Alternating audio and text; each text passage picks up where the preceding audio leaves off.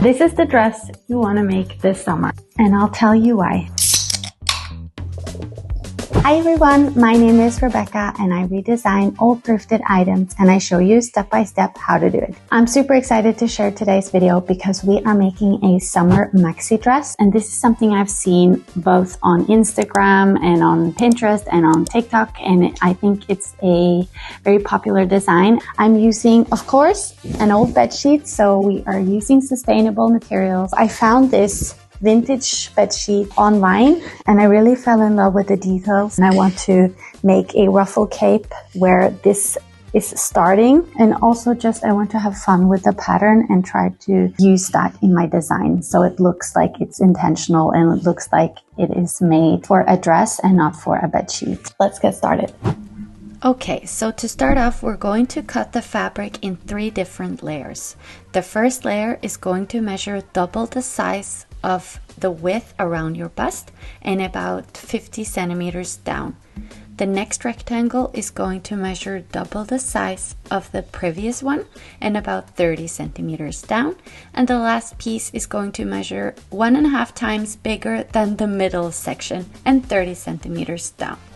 All the measurements are a starting point, but you can adjust them according to your preference. If you want more fullness in the skirt, you can add extra fabric.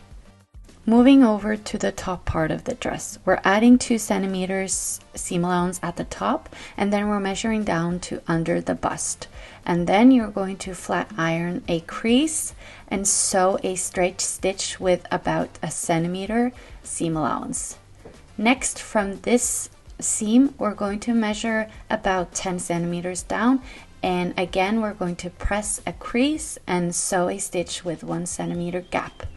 Now we have 2 casings, and we are going to thread an elastic on a safety pin, and then we're going to pull it through the casing and gather the fabric.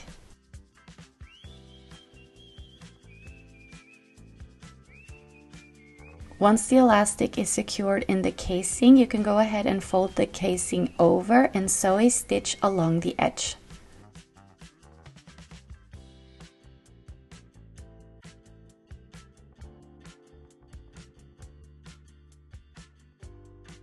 Now both of the elastics are now secured around the waist and under the bust point of the dress, and now we're going to move over to the bottom part of the dress. You're going to sew 2 parallel stitches on both of the rectangles we cut out earlier, and you're going to gather the fabric to match the previous dress part, and you're going to fold it over right side facing each other and sew a stitch and then do an overlock stitch. Next, you're going to take the longest cape and you're going to sew it together to the previous cape, right side facing each other, and do an overlock to secure the raw edges. And on the top part, you're going to sew 2 parallel stitches again with loose settings and pull the thread so that it gathers. Next, you can go ahead and use your iron to press all of the gathers nice and flat. Try the dress on yourself and make marks where you want the straps on the dress to go, and then you can just fold the dress in half to make identical sides of the dress.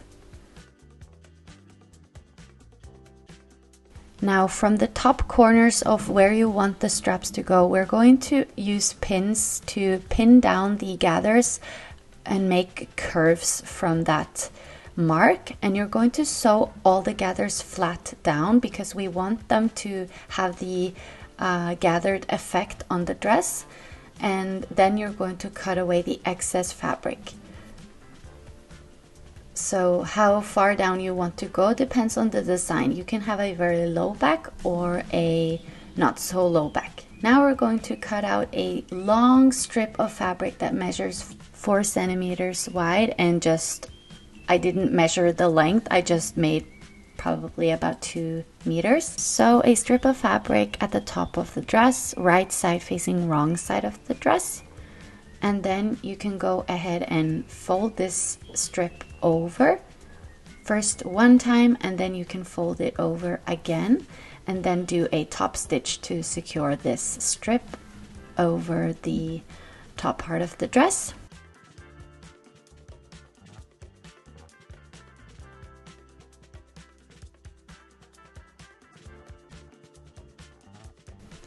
Next, you can go ahead and take some long strips of fabric again, place them right side facing wrong side of the dress and sew them together. And then you can go ahead and use your scissor to cut slits around the opening of the dress to make sure that it folds nicely over the curves. Then just fold the straps over again and sew them close together.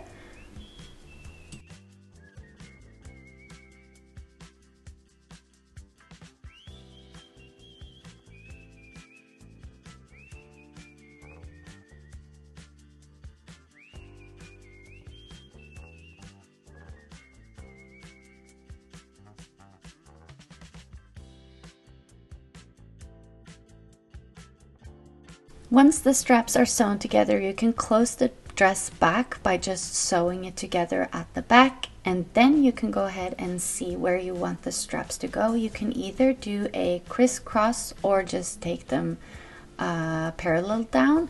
I'm not doing the crisscross, I am just doing straight straps.